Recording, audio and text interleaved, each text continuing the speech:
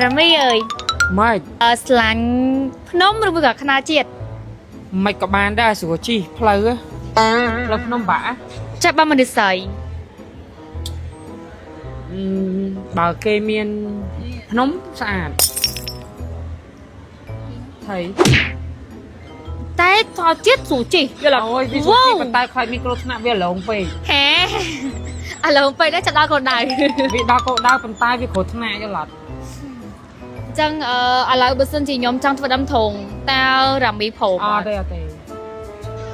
បាទស្លាញ់ជាមួយស្បែកមុខបែបថ្លាបែបកញ្ចក់ចឹងទាំងអស់គ្នាមកធ្វើជាមួយឈុតមុខចាណាហ្វាមទៅមានតែពីរមុខទេមានជាមួយនឹងស្រោមជាមួយនឹងគ្រីមលាបយកគេគឺខ្ញុំធ្វើជាមួយនឹងស្រោមមុនគេអ្នកទាំងអស់សម្រាប់ស្រោមគឺយើងប្រើបានពីរពេលផឹកមុនពេលដែលយើង make up យប់ឡើងមុនពេលដែលយើងលាបជាមួយនឹងគ្រីមលាបយកស្រោមមាននៅពេលដែលលាបហើយមុខរបស់យើងក៏មានសំណើមគូត្រជាក់ស្បែកមុខប្រសិទ្ធធ្វើមកទាំងអស់គ្នាគឺហាប់តឹងណែនហ្មងចឹងនៅពេលដែលយើងលាបជាមួយនឹងស្រោមហើយយើងធ្វើជាមួយនឹងគ្រីមលាបយកអ្នកទាំងអស់គ្នានិយាយថាសាច់គ្រីមនេះទាំងអស់គ្នាដូចយកអួនចឹងនិយាយពាក្យថាបើយ៉ាវិញអ្នកទាំងអស់គ្នាគឺអាយអួយហ្មងបងអូនដែលគាត់កាត់មុនរាប់ឆ្នាំហើយប្រើអីមិនបាត់ប្រើអីមិនត្រូវបើសាកប្រើជាមួយឈ្មោះចាណាហ្វាមិនថាមុនតិចមិនថាមុនធំទេជាពិសេសមុខឡើងរមួយទៀតបងប្អូនទាំងអស់គ្នាមុនចេញមុខខ្ញុំនិយាយមិនប្រើតែពីមុខនេះទេធានាថាមុនបាត់ដូចគេបេះចឹងបងប្អូនទាំងអស់គ្នាចាំបានជាមួយមុខដែលស្អាតគីឡូកាឡាស្កិនតែប្រើមុខពួកយើងគឺកាន់តែសកុំភ្លេចប្រើជាមួយឈ្មោះចាណាហ្វាទាំងអស់គ្នា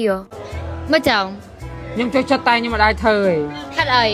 ដោយសារសារ៉ាទៅអត់រួចសុខភាពប្រឡោមែនហ្នឹងហើយតែថាហងៃខ្ញុំដាច់ឈ្លីណាឈ្លីកាពះមួយហ្នឹងហើយដោយសារកាពះមួយហ្នឹងលើឆ្នាំសាសវាបាចាំបងទាំងអស់គ្នាគឺមើលឥឡូវនេះសម័យនេះសម័យរបៀបធម្មតានៅពេលដែលមនុស្សស្រីយើងវាអាចជាផុតពីឆ្នាំសាសឯងគេតែជាបានឆ្នាំសាសបានជា